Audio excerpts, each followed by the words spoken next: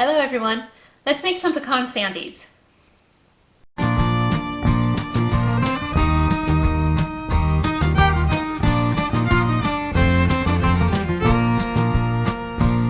Okay, this recipe calls for 1 cup of butter, 2 1/4 cups of flour, a 1/3 cup of sugar, a teaspoon of vanilla, a cup of chopped pecans, and about a cup of powdered sugar for the end. We're actually going to make a different variation of this because we're going to make this gluten-free and also vegan. To make this gluten-free, I'm going to replace the flour with almond flour, and to make it dairy-free vegan, I'm going to replace the butter with some nut butter. And I bought a couple of different options for the nut butter. At first I thought that maybe the sunflower butter would be a good option because it would have a bland flavor to it, but when I tasted it, it actually has a little bit of a bitter aftertaste, so I don't want that in my cookies, so we're going to put that to the side. I also bought the coconut and almond butter, thinking that that might give it a little bit of a sweeter flavor, but to me it tastes a little too much like coconut, and I don't necessarily want the pecan sandies to taste like coconut. So my third option was the almond butter, and this is just pure almond butter, no sugar, no salt added, and it turns out when I tasted it, this really probably is the best option. So this is what we're going to do. We're going to use 1 cup of almond butter, and I'm going to use 100% blanched almond flour. This is just almonds, nothing else added to it.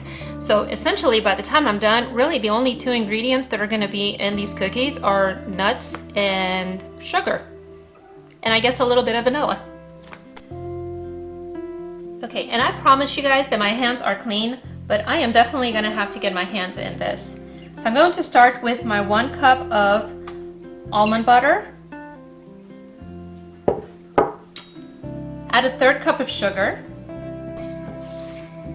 I'm going to mix that in a little bit to kind of get it started. And the recipe calls for 2 1/4 cups of flour. I'm going to start with just 2 cups of flour because I'm replacing the flour and the butter. These don't necessarily behave the same way that flour and butter would. A lot depends on the type of flour that you substitute with, on the oil content in the nut butter that you use. So I'm starting with just 1 cup of almond butter and 2 cups of almond flour, but I know that I may need to add some more. It really has to do with the consistency. You don't want these runny at all. You want these cookies to hold together pretty well. If you've had pecan sandies before, you know that they pretty much just turn into, they look like little snowballs. So that's actually looking pretty good. I think if I would have put 2 1/4 cups of flour, they probably would have been a little too hard because you do want them to still kind of stick together. You see that? They're pretty crumbly, but you can press them together. So I think that's going to work. I'm going to go ahead and add my vanilla.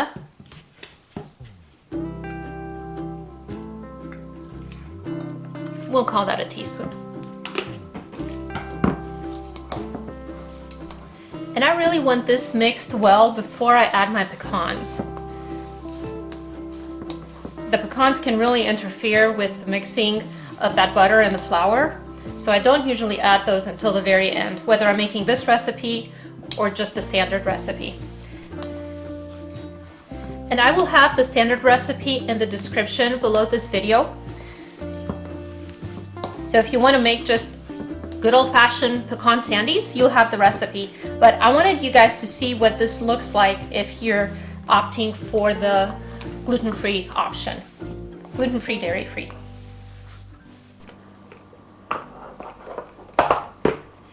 And I have a really full cup of pecans. And you can use just the regular cutting board and a knife to do this, but I really like this little, and it's just a salsa maker food chopper.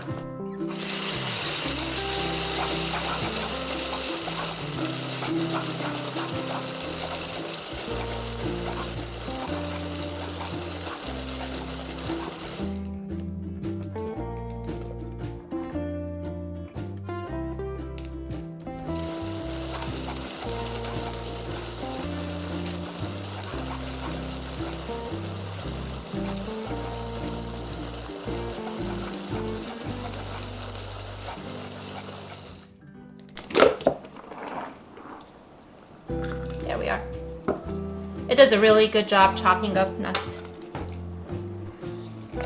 So I'm going to add my pecans to my mix and mix those in really well.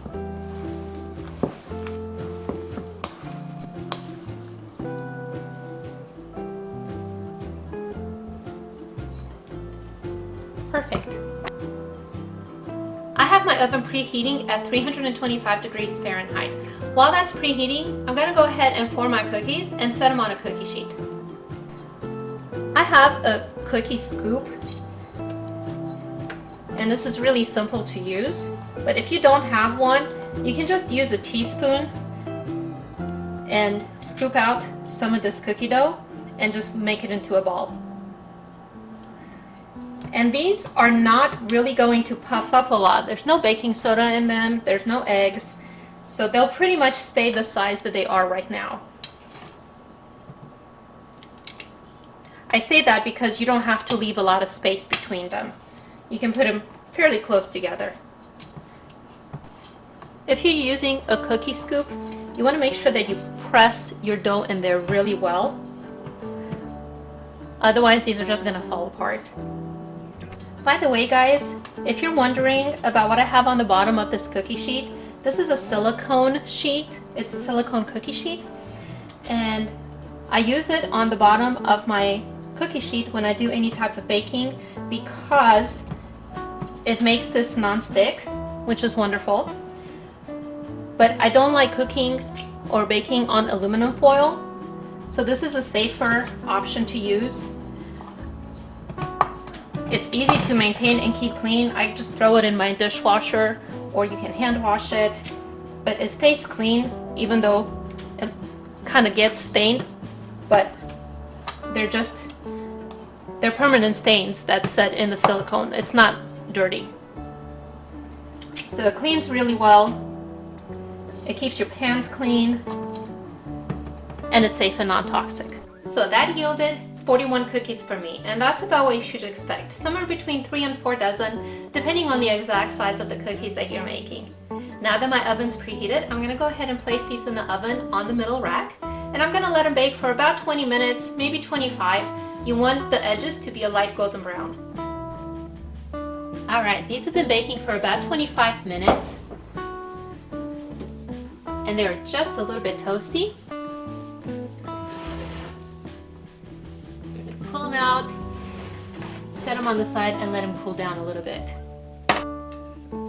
So my cookies have been cooling down for about the last 10 minutes. I just set the cookie sheet right on the counter and let them cool down gradually.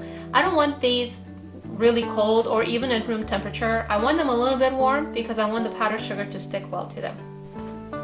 Now the recipe calls for 1 cup of powdered sugar, but I really didn't measure how much powdered sugar I'm using in here. I probably put about 1/3 of a bag. And I like saving these containers because they come in really handy for this. So again, I put about 1/2 of a container of powdered sugar. I'm putting about 5 cookies in there at a time. Put that lid on. Very gently tip it over and roll it around. Tap it down to shake the sugar off of that lid, and go fishing.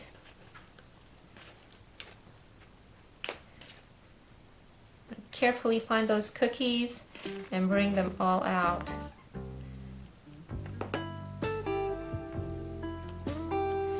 And these crumble very easily, so you want to be really careful with them. While these are still warm, you want to place them in a container that's not going to be covered. Once they've cooled down completely, you can place them in an airtight container, put them in the refrigerator and store them. But while they're warm, you don't want to do that because it's going to make the sugar melt. So you want to let them air out and cool down really well. Ta-da! Those are kind of pretty, aren't they? I hope you guys enjoyed this video. We are not on a gluten-free diet, but we have several friends who are, and so we enjoy making these because we like sharing them with them. If you did enjoy this video, please give us a thumbs up, subscribe to our channel, and if you have not seen our recipe for making cornulețe, which is kind of the Romanian version on steroids of this, then I'm going to attach that link right up here somewhere, and I hope you guys get to see that video too. Until next time, y'all have a blessed day. Bye bye.